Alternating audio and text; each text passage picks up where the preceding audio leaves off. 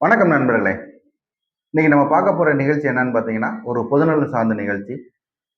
சமீபத்தில கோயம்புத்தூருக்கு போறதுக்கான சூழல் நம்மளுக்கு ஏற்பட்டது.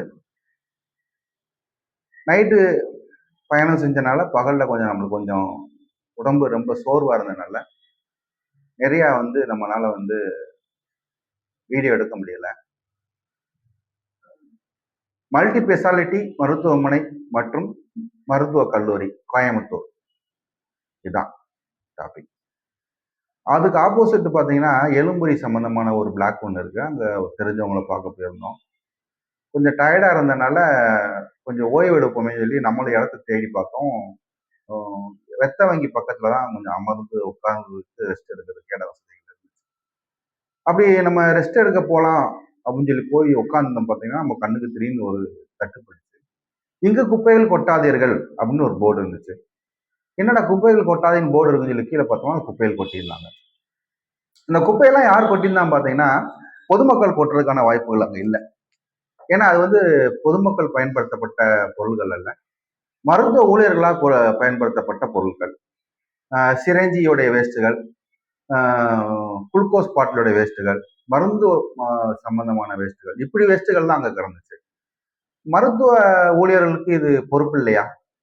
இதை சுத்தமா வச்சுக்கணும், பொதுமக்கள் தான் சுத்தமா வச்சுக்கணுமா? ஏன் மருத்துவ ஊழியர் சுத்தமா வச்சுக்கூடாதா? நம்மளை யார் கேள்வி கேட்க போறாங்கன்ற ஒரு அலட்சியம்.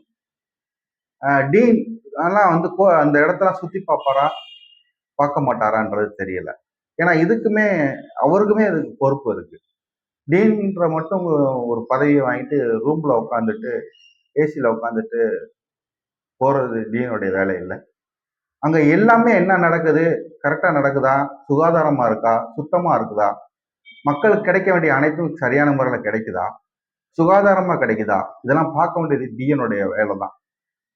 ஏன் அவர் அதை கவனிக்காம விட்டாரு? அவருக்கு தெரியலையா, இல்ல அவர் சுத்தி பார்க்க வரலையா? இப்படி பல கேள்விகள் நம்மள்கிட்ட இருக்குது.